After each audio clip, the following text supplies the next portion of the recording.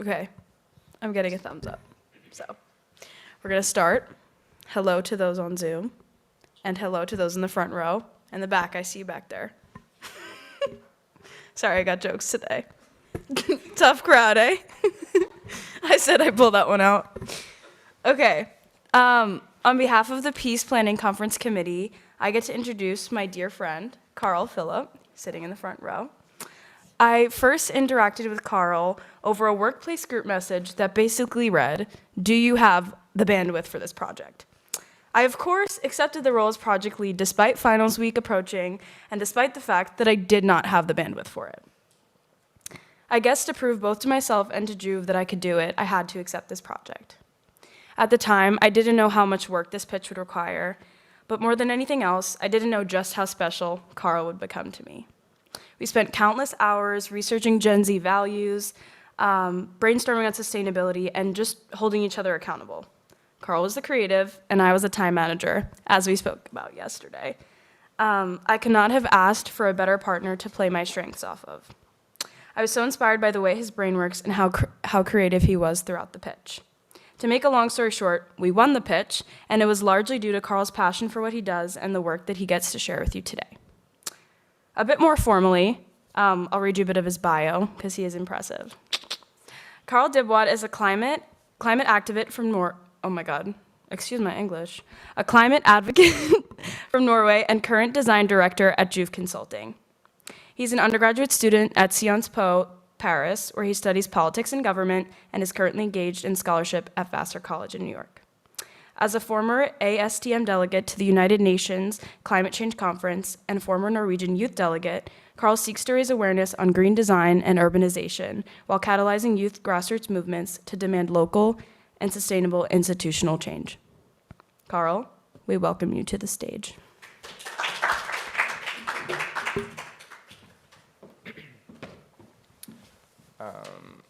Well, thank you so much for having me, Jocelyn, and everyone else at the University of Notre Dame.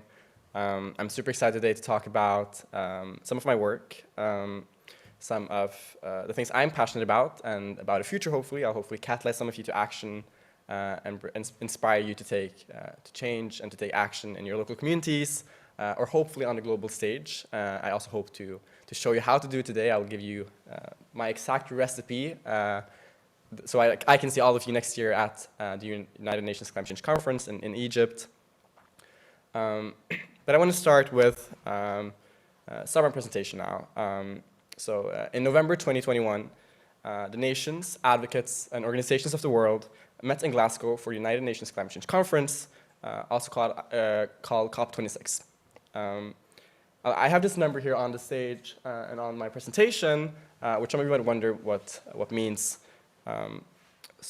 In short, COP was essentially supposed to be the most inclusive COP, the most inclusive climate change conference of the century. However, I can say that this number on the screen represents the number of oil and gas lobbyists that attended COP this year. The oil and gas lobby and the fossil fuel lobby is larger than the combined total of the 8 most affected countries by climate change. That means that let's say Brazil, for instance, had 300 delegates at COP this year. The oil and gas lobby had 500. So it shows that in the halls of power, we often don't even see these delegates. They're hidden away in meeting rooms and at lunches. And while we are out in the streets and in negotiations, these are the ones who are deciding our future, essentially. So what we would see is that oil and gas and the big oil companies of the world are dominating the local and the global discourse on climate change. And what struck me essentially at the United Nations Climate Change Conference this year was that the presence of young people in the halls of power versus the presence of big oil and of lobbyism and of big money was so striking. We would see the global south being underrepresented, while we had a majority of white middle-aged men taking up and deciding about our future and deciding the future of those who will be most affected by climate change, which is the global south. They were simply not in the room, and there were excuses. It was COVID measures, it was visa issues, and it was not having the financial assistance to go and to take part in in the halls and in the decisions and negotiations. So essentially, the reality is that the ones who are the most affected by climate change are not in the rooms of decision making today. And if we continue to the trend that we are now, they will not be at the next COP or at COP28 or COP29. And I wish we don't have any more COPs. That would be the dream. But the reality is that we have to have the COPs, but we also then need young people in the global south to take up space and to decide on their common future. So as a young delegate, as young people are in the streets shouting and demanding change, we're held out of the rooms where decisions are taken. We, as a generation, are not represented, and I was shook when I was at COP this year to see that it was more people from media, that it was more people from the oil and gas lobby than there was young people. And when there was young people in the negotiation, we were treated as models for pictures. We were interviewed. Yes, we were listened to, but it was for virtue signaling, and it was for performative action from governments. They didn't listen to us. We were there for the pictures, and we have very little influence in what actually was happening at these negotiations. Although it's our future, but it's taken by someone else. So what's happening is also that there are a few people beyond these powerful men who are invited to these climate change summits. I was very, very lucky to be one of them who went to Glasgow and to COP this year. And there's so many other brilliant people who are so more passionate and even way more passionate than me who go to these summits to demand change. And if you're not in the halls at COP, people are outside demanding change in the streets, outside the barriers of the climate change rooms. Some are even more brave and decide to have protests and demonstrations within the halls. In fear of being banned from COP forever, they still take up the power and the fight to demand change. So I found myself in this space along with people and young people who came all the way from Botswana, who came from Iceland, other people from Norway, from the US, who saw that their future and their voice should also be heard at the same level, to the same extent as the white middle-aged men who currently take up the space. And the reality is that it's the few, it's not the many of us who are there. And although it's becoming more accessible now, we're still so far away from having a negotiation space where we all can have our voice listened to, and also realistically not just there for documents. I remember at pre-COP, which is essentially what's happened before COP, there's talks about the talks, and at the talks, there's talk about the next talk. That's always how it is. So at the talk before the talk, I remember us, the young delegates, we made a document that were our demands for the change and for what we wanted to be heard at the UN Climate Change Conference in Glasgow. And I also remember that 1 hour later, after we gave this document to the ministers, the 27 ministers who attended pre-COP, it was in the trash can. We found so many of our copies in the trash can after giving them to national ministers, and we thought, what a joke. We're not listened to, even though that's what we're being told. And this is happening everywhere around the world. We're used to pretend to be, as Greta said, there's so much blah, blah, blah. And that's especially the case with young people as well. We're not taken seriously. And that's what I want to change, and that's where the change starts today. But then me, and how did I get into this space as well? Of course, I'm from Norway, one of the largest oil and gas producers outside of the Middle East. And I don't claim to be the solution to Norway's problems, and I try to take distance as much as I value the system we have of oil being a public good. But I do see the presence of Global North coming from the Global North, that we have a unique, and we have the role and the responsibility to change and to take action, especially as young people as well. We have responsibility to act and to demand change from our governments. We are citizens, and we are living in places where we can raise our voice. We're so lucky to be in democracies where we have that power. So that's what I started to do as well. I realized my privilege coming from the Global North and coming from a country that's so impacting the Global South. We're disproportionately affecting them, and then we should also take the action and change, and that change can come from young people. So of course, I started in high school writing for a magazine, a local magazine, which acts in solidarity with the Global South, and it started very slowly. I did some writings about the EU, about other things, but I gained more and more interest in the climate change. I realized that all these discourse about Norway's oil, I realized that we're in a position where we far more impact than what we're affected by climate change. So I started that. I joined Juve, where I now work as design director with Jocelyn, where I mostly focus on our climate change and our climate advocacy projects, where we essentially, Jocelyn and I, we push and push and push these companies, multinational companies, to go green and to be actors of corporate activism, to be genuine actors of corporate activism and not greenwashing. So I started there and I continued, and then going into my university at Sion. Sion is essentially a university that's funded by the oil and gas. 300 million euros every year is going to Sion's funding. That's 300 million euros too much. That is going from an oil and gas company to decide our education. Our education is influenced directly by the oil and gas money of the world, almost to the extent where teachers and where curricula is decided by oil and gas money. And I decided I don't want to go to university where my education is based upon the values of oil and gas companies. So we decided with Sciences Po Environment to demand change on every level. We had a 2025 plan, but we demanded that we had 3 points, essentially going green of all of our energy providers. But then the most important point was to end the relationship with Total Energies and to go green, to end the climate finance of our university, which still has not happened. I'm hoping it will happen soon. But of course, the money also gives opportunities. That's the dark side. Of course, students are given scholarships by the oil and gas money, so it's immense influence. And coming from Norway, I don't want to take that away from others. So we have to find a fine balance between giving change and giving people opportunities while also realizing the impact that oil and gas has, not only on our education, but on our societies as a whole. And that brings me over to where we are now and how we can change essentially what we're doing. So the reality is this. This is also the median temperatures of the last 20 years. In the last part here, we see that the reality is we're getting warmer. We're not going to reach the targets, and we're not going to reach the trajectories that we're hoping for in terms of climate change and of temperatures. We are on a path to destruction and self-destruction if the white middle-aged men continue what we're doing now. And that's where we come in. We have the power to change that. And the reality is that the ones who take the decision is the global north. The one who is impacted by the global south is impacted as global south. However, we're also starting to see that the global north is impacted. Think of the hurricanes, the typhoons in Florida and in the Gulf of Mexico. Even in upper New England, we are impacted by climate change to a great extent.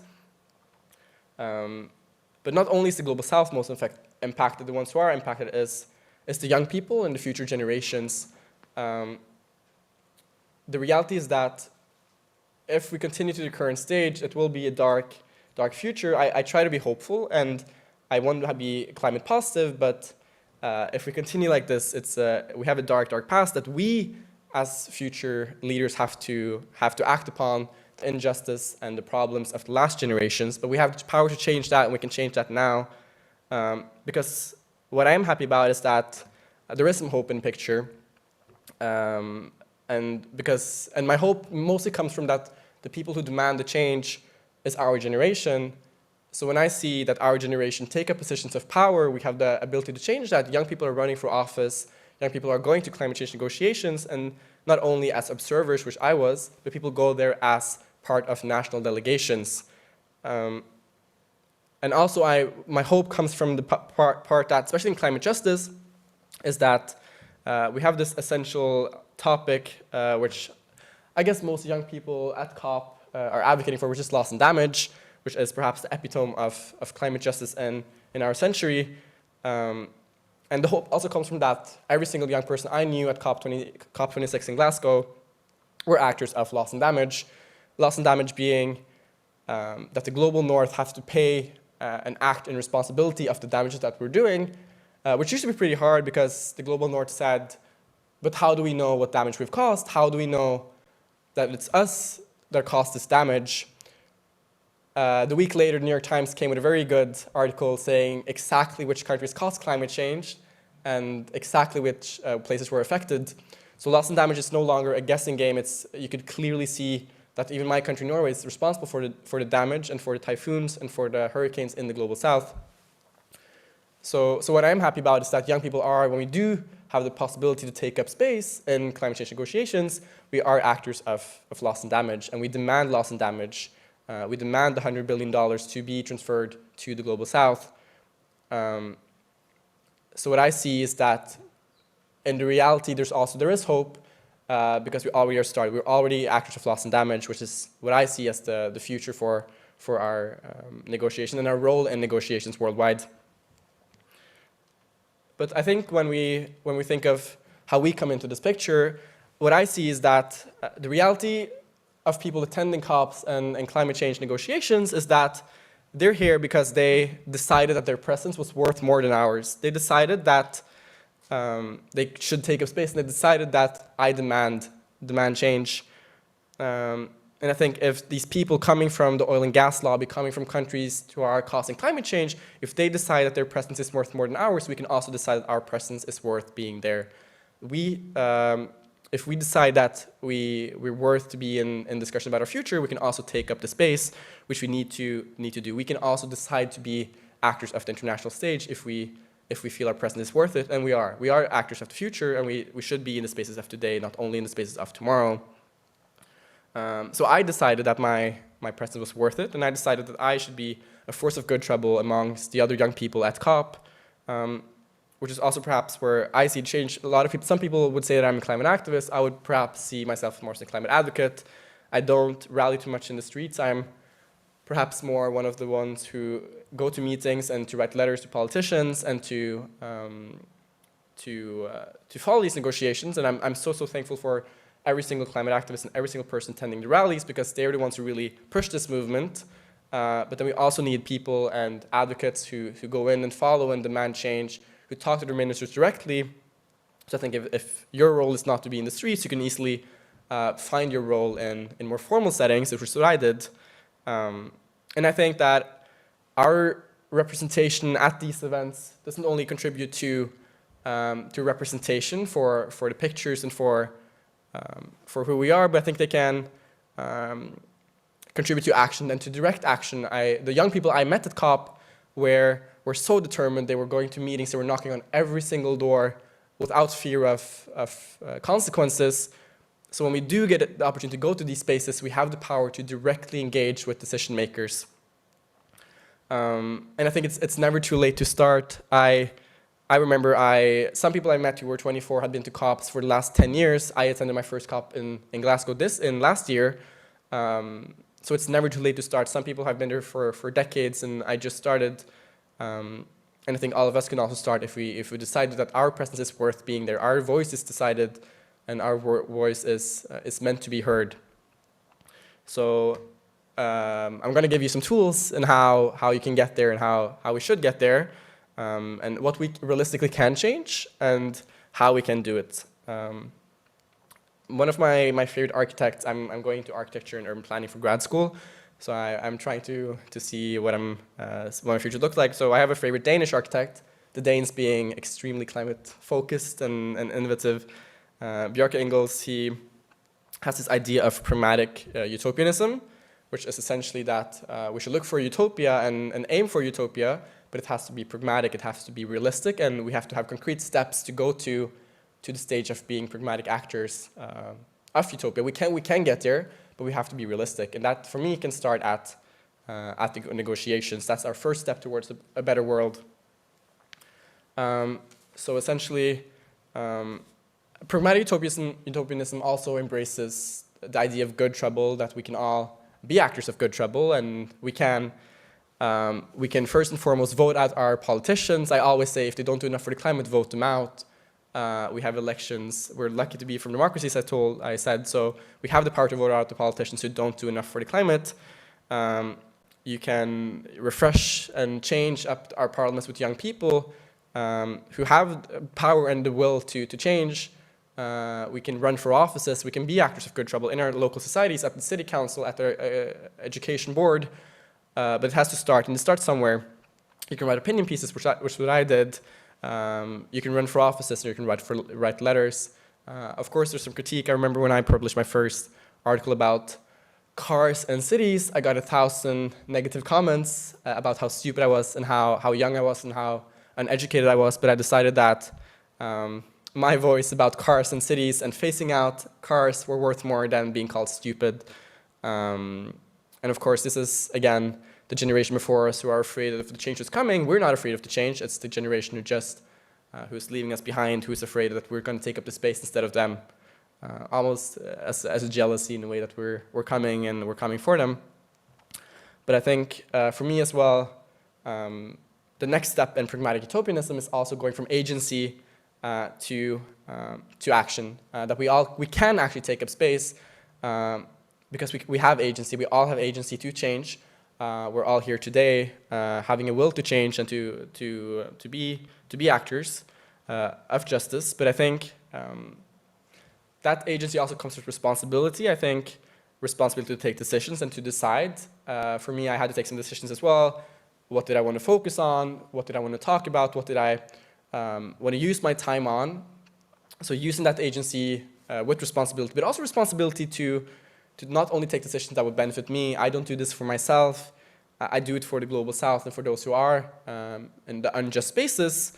So we have responsibility not only to act for ourselves and for our future, but to act for everyone else. And I think that's also something unique about our generation, that our agency comes with the idea of justice. It's not agency for power or for money. It's agency for others and to create just spaces.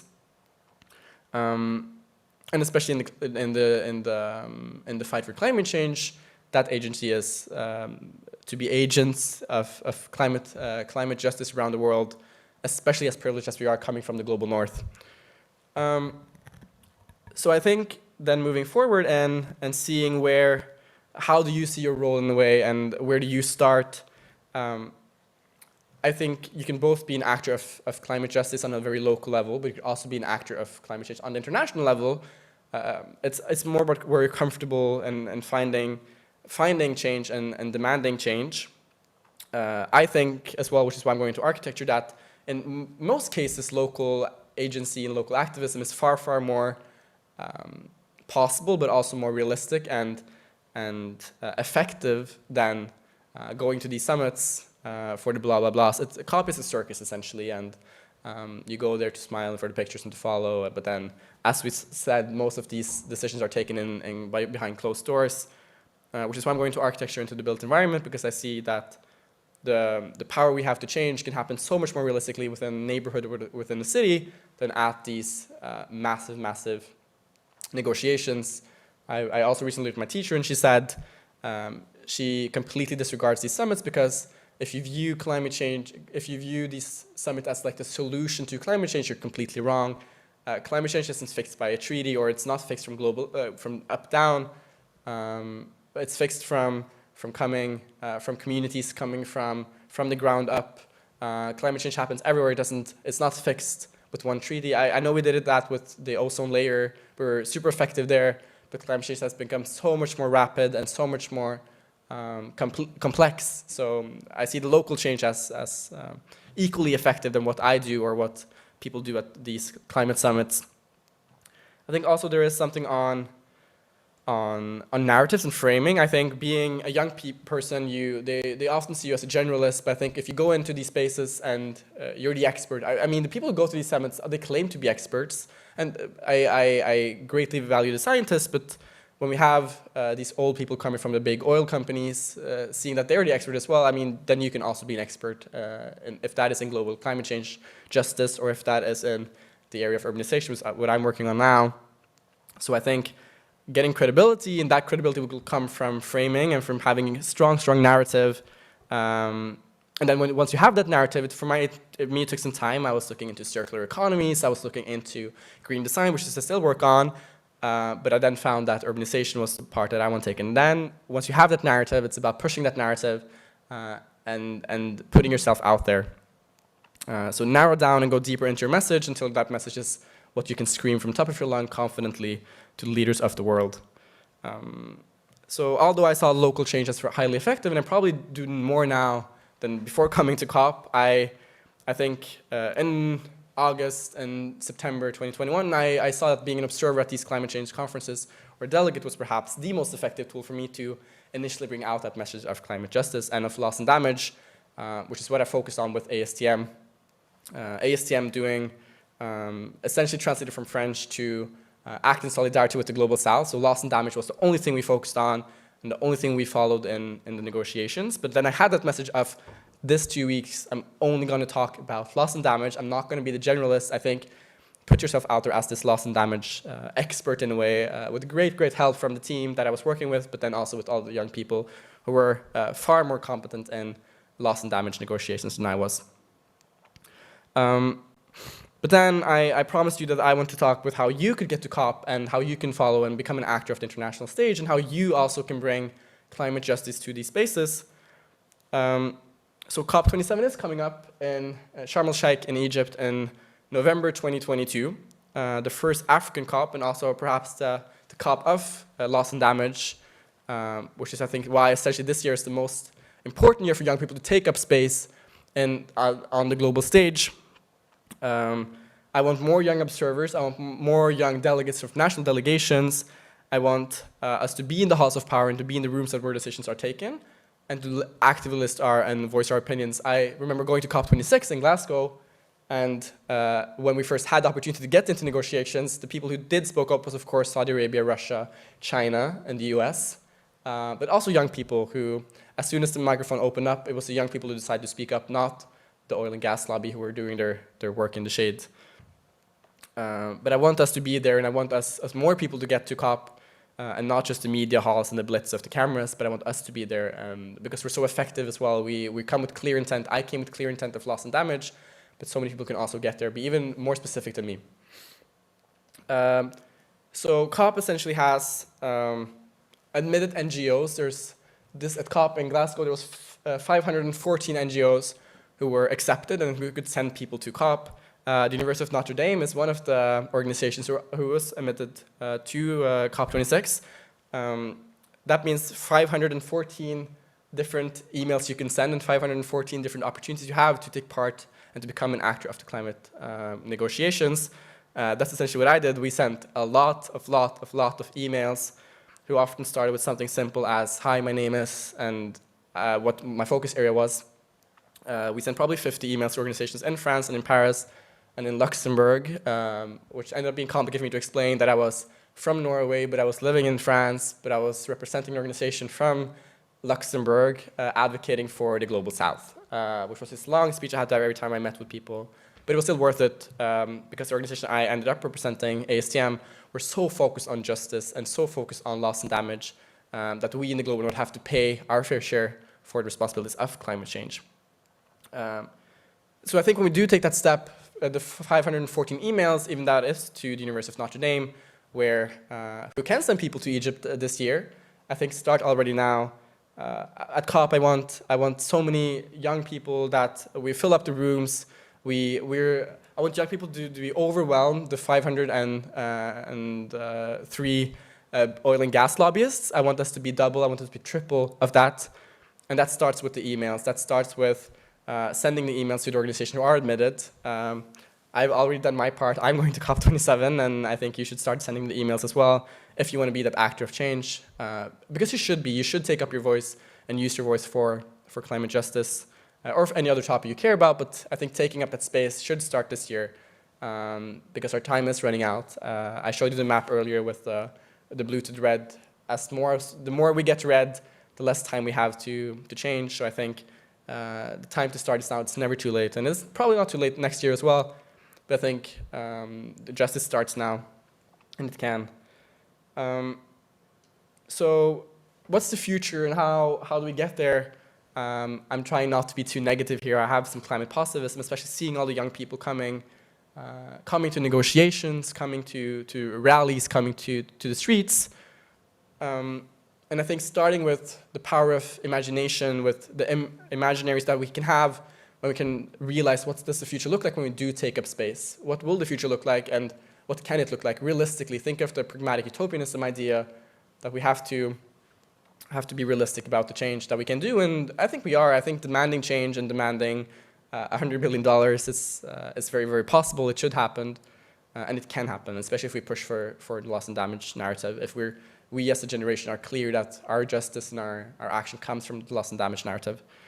So I think we should imagine a space where climate justice and loss for damage calls are led by our generation. That's where we start. And I also think there's an imaginary where we realize that our power on the multilateral stage is equally to that of the local change and local stage. But I think that we can be both. I don't see people say, oh, you can only be an activist or you can only be an advocate. No, you can do both. You can both be at the rallies, but then, and you can also be an activist at these rallies, but you can take up change and be professional as a young professional already today. You don't have to wait until you're that white middle-aged man. You still have the agency to do it now. However, I also think that as much as I preach about the power of cops, the kind of paradox of being a circus but also an effective circus, that's the reality of this, is that I think we're so focused on every year the media blows up, oh, it's cop time again, right? But I think we can't wait every year for every November for change to happen and for justice to happen. Justice has to happen in our local climate action. I think of, let's say, the Flint water crisis, which was an issue of climate injustice, that people didn't have equal access to fresh drinking water. That was changing that could be a local and hyper-local climate action initiative, far more efficient, far more greater for the discourse of justice than any of the words being said in the halls of the United Nations. And I think, of course, loss and damage advocacy shouldn't only happen at the international stage. Loss and damage also happens locally, regionally, within the US, within Florida, for instance, where loss and damage is already a debate on that Florida will be underwater in the next how many years, right? So this debate of loss and damage can both happen on the global north, acting towards the global south, but it can also happen within our nation, within our communities, the communities being flooded. So I think deciding upon, you don't have to necessarily decide upon local versus global, you can be actors of both, because justice and climate injustice takes place at both levels. I think you should shape a narrative, be specific, and to try to take up that space as a serious actor. Come to COP as a person who is committed to change or to one specific issue to be taken seriously. I came there, as I said, specifically for loss and damage and to fight for the global south, coming from the oil-producing country Norway. So when you take up that space and when you decide to be an actor that is worth listening to, that you decide to be an actor that should have a voice, then you can push for it, and people do want to listen to you. I met so many people as well. I'm trying to not make COP a complete failure. I think you meet so many people and national delegates who want to listen to you, who want to talk with you and want to hear about your opinions. And of course, it's hard for them I met a wonderful lady from Botswana who was a part of her delegation of around 80 people. And of course, she was very interested in my talk and about my discourse on loss and damage. But then that's one person out of an 80-part delegation, and her voice, of course, is smaller compared to that of the US, of the UK, France, Germany, and the G7 countries. So coming from the US, you have a unique voice to voice your opinion for the decision makers. And being in democracy, we're so lucky that we can voice that now. I think also that the possibilities of change is greater when we decide to be there, that we should be there. So I think that when we decide to take up space, when we do take up space, we may contribute to justice locally, we may contribute to justice globally. When we take up space, we can ensure that the future is a bit better. We can ensure that our voices are heard. We can ensure that the global south is being listened to. When we take up space, we can be actors of a safer, greener, more inclusive world. When we take up space, we can shape the future. And when we take up space, we can change the world. Thank you so much.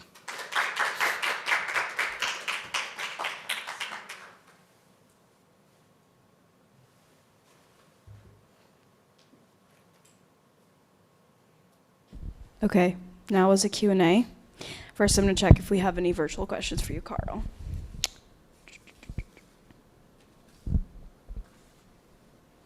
Okay, I can start with the question before one comes in. Before you mentioned the phrase good trouble, would you be able to define that for everybody? What do you mean by good trouble? I think good trouble, if you think of trouble in society in general, that causing trouble through, let's say, riots or through destructive rallies or hatred. You can create good trouble, which being then the opposite, creating trouble for change, and good trouble taking form of voting.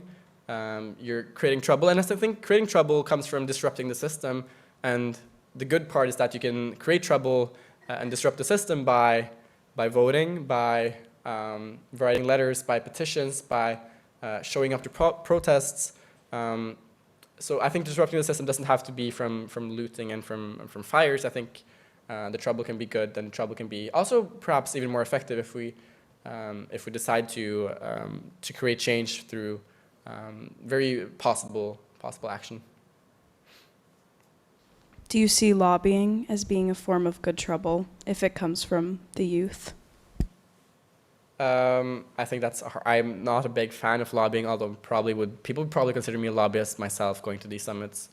Yes, I think lobbyism can be a form of good trouble. I think the sad part is now lobbyism is so controlled by money.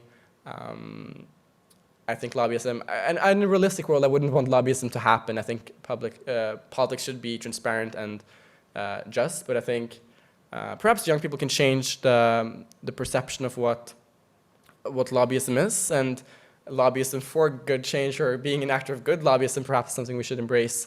But I think if we think of lobbyism as continued pushing for our narrative, for our demands, I think it could be good, something for good. But at this point, lobbyism happening in the fancy restaurants and behind meeting rooms it's not a part that I would want to embrace, no. We do have a virtual question, and then if anybody here has one, I'll come over. But this is from Twilla. She says, it's clear that change needs to happen among those in power, specifically oil and gas. Can you talk about balancing that advocacy with individual behavior or lifestyle change? For those of us living in the global north, do our individual actions matter? For example, using less plastic, driving less, etc. I think that's a very, very good question, and something I'm confronted with daily, but also my friends. I mean, I flew from Switzerland to COP27. Flying to Climate Summit, and I probably have to fly to Egypt as well. And that's something I get critiques from. I get critiques from my daily habit, and I think I have to be transparent about that. I'm not perfect in the sense of I do take long showers till I eat meat, and I'm trying to change. But I think, I agree. I think the problem is a lot of people see, the big oil and gas. Big oil and gas absolutely have to change their ways and go green. But I think people often say this, the 100 most, 50 companies in the world pollute something like 50% or 70% of global emissions, right? But then also who's buying from these companies? I mean, Coca-Cola is one of the biggest emitters in the world, right? But who buys Coca-Cola? Who drinks Coca-Cola? People often say, American Airlines is one of the biggest emitters in the world. Who flies American Airlines? But I think that gives us power, right? Because if we buy Coca-Cola, let's say, and we also have the power to stop the flow, we can either demand Coca-Cola to change, we can refuse to buy Coca-Cola, right? So I think we have the possibility to take steps of we can reduce our plastic consumption, we can do all these small things. And I think that's good. I mean, it doesn't hurt anyone to do these small things. But I definitely think that we as consumers should not be blamed for the climate crisis. Consumption is a part of the climate crisis, yes, but I don't think we are responsible fully. I think we are responsible by supporting these companies, yes. But I think in the future what I want to see is that if we do decide to support these companies, we should also be active, and I would like to say activist consumers, that when we support, we also demand, and we have a right to demand if enough of us demand together. So I think, yes, the big companies, the corporations, the big oil, they have to change, and especially the oil and gas industry. But I think us as consumers can move beyond. We're now at the step of, we can eat less meat, we can buy less plastic, or we can use less plastic.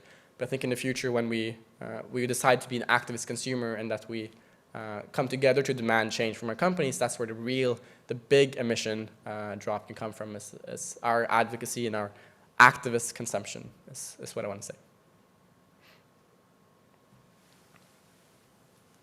Any questions from our small audience?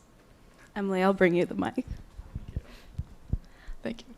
Okay, so as a young college student in these spaces with like the older white men you kept talking about, how do you fight the narrative that you're like undereducated, especially like on paper you are less educated than them, like you're still in this academic pursuit. So how do you convince them that your opinions are still weighty and you still have a say in these kinds of things? I think that's a very, very good question, especially because that is the reality. I mean, I'm not done with college yet, so I don't claim to be an expert in that way. And of course, a lot of these people have years and years of experience in what they're doing. But I think also that their education and their knowledge comes from this perspective of thinking they know more than us just because of age. And I know so many young people who every single morning wake up to read and to educate themselves, who go to lectures and to follow and listen to podcasts, who go beyond just reading the mainstream discourses about climate change, but who actively decide to become more educated. And I think that is a problem, of course, because when you meet old people at COP, they mostly see you as like this funny young person trying to experience and to network, right? And they often don't take you seriously. And if they do take you seriously, you're probably going to sit at some Q&A session trying to be this young person who knows a bit more than the others.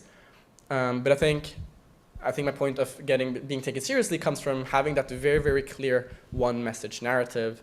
I think if you come to COP saying you're a climate activist or you're interested in climate change, you're going to be just a generalist. So I think, for instance, I came there as this person who I only focus on loss and damage. That's my only thing. I represent an organization fighting for loss and damage, right? I mean, if you represent Notre Dame next year, I think also, even though you're representing a university, you can still be having one sole issue that you focus on the whole week. And when you do talk with people, that's the one thing. If they try to talk about your age and how exciting it is to be in this space, disregard it. I think just be so clear on what you're there for. And but I think it is hard to be taken seriously when we're so young, and they have knowledge as well, but I would say that knowledge is nothing more than ours. Anybody else front row?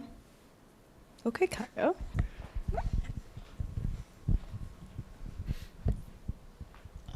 Can you talk more about your loss and damage, like, focus area? Like, have you ever, like, had a company or, like, whoever you represented, like, how does that work, like, when it's, like, successful, if that makes sense?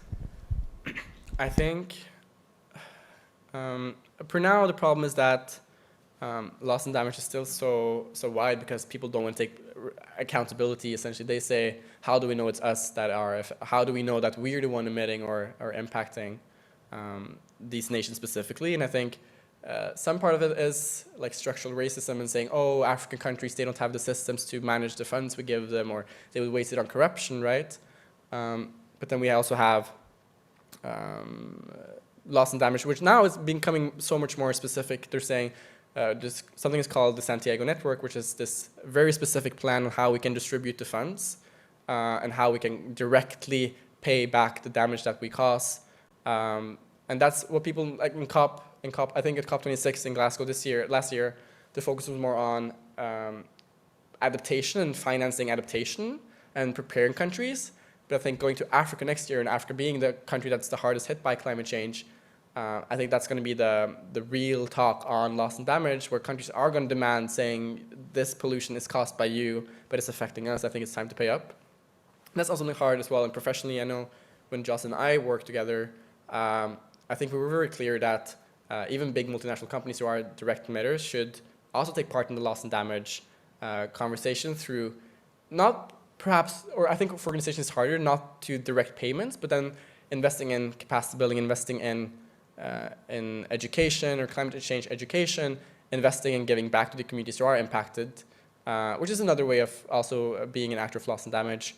But I think loss and damage is the most important point in climate justice, that we have to take responsibility. And of course, how do we make companies and make countries and companies take responsibility? That comes from demand, from good trouble advocacy, from pushing, from emailing, from writing, right?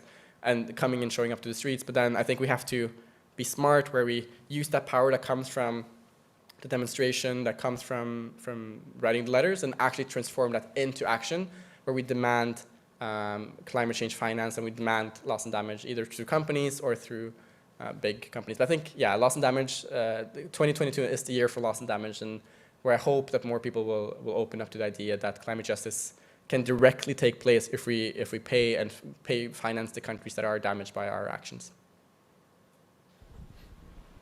Anybody else up front? I can ask, how do you see loss and damage as a framework translating into other justice spaces? So racial justice, gender justice, things like that. I think, yes, I think loss and damage as a term and as an idea can be applied in other spaces, that be racial justice. I know if you take the case of the US, who's been historically having systemic racism, I think it's a lot about the same in terms of giving back. And the first step, of course, of loss and damage in a framework is to take responsibility and accountability. And that can happen in racial justice, in climate justice, or in other social issues. So I think demanding and having people take responsibility for their former actions, right, or their current actions, which is what's happening with climate change. And then I think in the case of, let's say, racial justice as well, you can still demand the reparations or paying back. I think loss and damage is essentially about reparations, right, and giving people what they deserve that was taken away from them, or which is taken away from them in the future, because now we are currently taking away the future for a lot of the global south countries, and for teens and youth in global south to have a realistic future. So I think, and that can also happen within reparations. I mean, let's say education. I think education is a very, very good way of directly applying loss and damage thinking and reparations and in the context of other issues. I mean, giving back to the communities, investing in communities. I mean, this is about money, essentially. Loss and damage is about money, but about giving reparations. And that can happen in anywhere. That can happen in giving back to education, giving back to support of families or funds. But I think having the idea that we should pay for our reparation, we should pay for our acts is something we have to deal with. And it's sad that money is a part of justice, but I think it has to happen at some point. I think we'll wait like 2 or 3 more minutes to see if somebody on Zoom drops another question, but we're almost finished. So we'll just wait a few seconds. That's good. I want all of you to send emails to Notre Dame. I want all of you in Egypt, especially if you're in Italy. Justin, you're coming. Absolutely. I think even more because when I talk with the Egyptians in Glasgow, they were like, so in this year it was 514, which also was a huge bump. I think the year before in Madrid it was only like 200 organizations that were admitted, and then it was 500 in Scotland. And then the Egyptians are like, oh, we're going to double the attendance. We're going to have 40,000 people come, and then like double the NGOs who are admitted as well. I saw like even like Indiana University, they had accreditation, Notre Dame had accreditation, all these other organizations around. So just, they can't lie to you and say that they don't know how to get you there, because they do.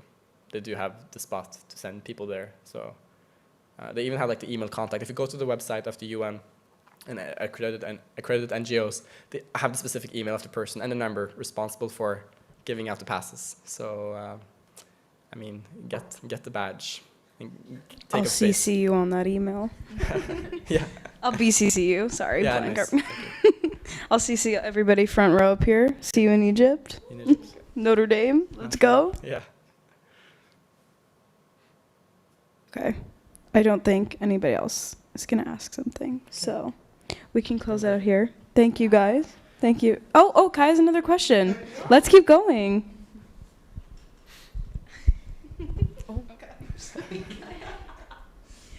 Okay, so based off of our theme of the conference, Reimagining Justice, how do you see like a more climate just world, like environmentally friendly and like sustainable? Like, what does that world look like to you? I think that future and that world is a space. I mean, it's harder in the US because of the party system you have. I mean, in Norway we have the Greens, and I think like the youngest person from the Green Party, he's 20, sitting in the parliament. which wouldn't happen in the U.S. Congress. I mean, you have some actors in the U.S. represent in like the lower house, but I think a future where more young people are running for office is absolutely something that should happen. And I'm sad that in the U.S. it's so costly to like how many $1 million you pay to get into Congress, right? It's so hard. So I think, I mean, the future then as in the American context would be to run for like local office or to run for like school district board or all. Like you have possibilities to run here as well and to take hyper local action. I also think a just climate space is where we invest more in local communities, where we give more back to the global south, of course, where we demand the products that we buy to be sustainable. Justin and I are trying to make these companies go green, but it's always excuses. That's also hard. It's always excuses. I mean, like how it's not profitable and everything. I think also young people at this point just should demand that it shouldn't cost more to go green. The baseline for products should be to be green regardless of what you buy. I mean, it shouldn't be a fancy sticker saying we're green now, like the product just be green, period. And that's something we can demand as well. Like I'm not gonna buy, let's say, Swiffer if it's not green by purpose. Like I think having this idea of brands being just like, oh, I just buy this brand because it's like sustainable, that shouldn't happen. Every brand should be that sustainable brand. But I think, yeah, a space where we give back more, where we act more in solidarity, where we run for office, where we take space. I think all of these spaces, like think of a school district, like a school board, right? I feel like there's so many old people who just like do it because they are retired, right? I think if we actually decide to be like, oh, what if I run instead of these old people? And then we fill up all these school district boards with like 20-year-olds and 21-year-olds and 22-year-old or 18-year-old or 19-year-olds.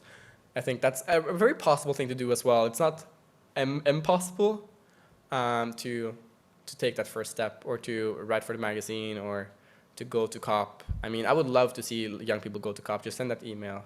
But I think, yeah, a future where green is the baseline and where advocacy is the baseline as well.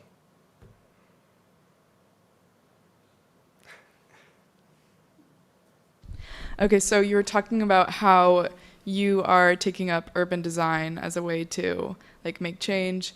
Do you think that there would be any, I actually can't think of the word, but how do you think the world could look different if we, okay, so how do I phrase this? So I was trying to think when you're talking about that, like what other voids, what other fields could people be making changes in? Like me as an art major, I was like, well, that's a little it's a little difficult. So how do you think we could benefit from having, say, like our engineer program here, if they were all educated on how they could make change, like in regard to the climate? Do you think that would make a difference if like education was grounded in that and like other majors, say, had like a better education on this? Absolutely. I think this is something we talked so much about at the pre-COP I went to about climate change education and not having like a specific class on climate change or having a specific major, environmental studies. I think that should, as you say, be the baseline in every single class. And of course, I mean, in Europe it's perhaps more different. Education is not as debated. I mean, people agree on most things in the curricula. I mean, if you try to put things into the American curricula, it's suddenly have protests and more drama. And I think that's the sad reality is that climate change is controversial. Putting climate change into education is controversial for a lot of people, even in Europe and in Norway. And I think that's, I mean, at one point we do have to not see climate change as a controversial topic to teach people about. But I think having that baseline in every class, and that be management, or for instance now I was considering going to a master's in environmental management, I would wish that I could just go to a management master's and just have that climate change background, have a management education in the background, not have to go to an environmental management education. But I also think like if you just studio art, or I think thinking about ways to use art as both in like advocacy or to create good trouble or to create focus. But I also think then thinking of materials. I mean for instance, there's this place, the MIT Media Lab, which I love. They have this working group on, they're like creating and merging design with science and all of this, and they use this tool of material ecology where they create art and installations, and with engineering, with designers, with purpose in a way. Like you can create art with purpose, but also if you teach materials, you teach the importance of choosing right materials, of longevity of materials. I mean, in architecture, if you start teaching everyone that stone, people think of stone perhaps as a super unsustainable thing, but stone buildings last forever, right? So I think to answer your question shortly, yes, in every part it should be in engineering, it should be thought as a baseline for how to engineer for better futures, and art should be perhaps thought how to use art as a tool to foster justice or to raise awareness on climate change. I mean, in management, it should just be the baseline of how to do business. Like a business degree should be prepared for climate change. Climate change is gonna affect every single part of business and of the world we live. So why not just make it a baseline for the curricula?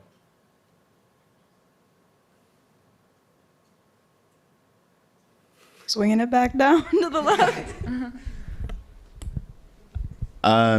I guess a question I have is like, thinking about justice and thinking about how unjust our world can be at a lot of times, what gives you hope and what gives you excitement about the future and going forward? I think what gives me hope is seeing that so many young people in every part of the world, and that being the most conservative, like rural areas or in the more like hyper modern cities, that people from everywhere around the world are taking space, like taking up space and deciding to go to rallies and going to negotiations, like running for office, like regardless of where you are in the world. I mean, if you went like to the clap of Fridays for Future, the map, you would just see like in every part of the world, even in like, I don't know, the most anti-climate change town in the world, there would probably be a Fridays for Future rally, right? So I'm happy that also young people are so much more brave than the older generation. I think like if you are in a place that you will get hate from attending a rally, I mean you're brave going, voicing your opinion. Or when I wrote the thing about cars in downtown and I got 1,000 negative comments, I was like, okay, fine, like I don't care too much. It was just funny. It was a lot of fun reading these comments. But I think also that so many people who do voice their opinions and do write these letters and opinion pieces, right? They're getting so much hate, but I think they don't care. I mean, it's all people sitting behind the screen, right? So I think that gives me hope that people we're fearless and that we're brave, and we also manage to take negative comments and stuff. I mean, if we weren't resilient taking negative comments, like how would it work? So I think we're so firm in our decisions. We want to change it, and what gives me hope is that we're in the majority now. Like I'm just so excited for all these people who are going to vote in the next like 10 years. Like all these people going to rallies now who are like 12, 15, 16, right? When they have the power to vote, like we can completely shift who gets in power. And I mean, in the US it's harder, but you can still vote in people to Congress who are green. I mean, it's already happening with like AOC and the squad. So yeah.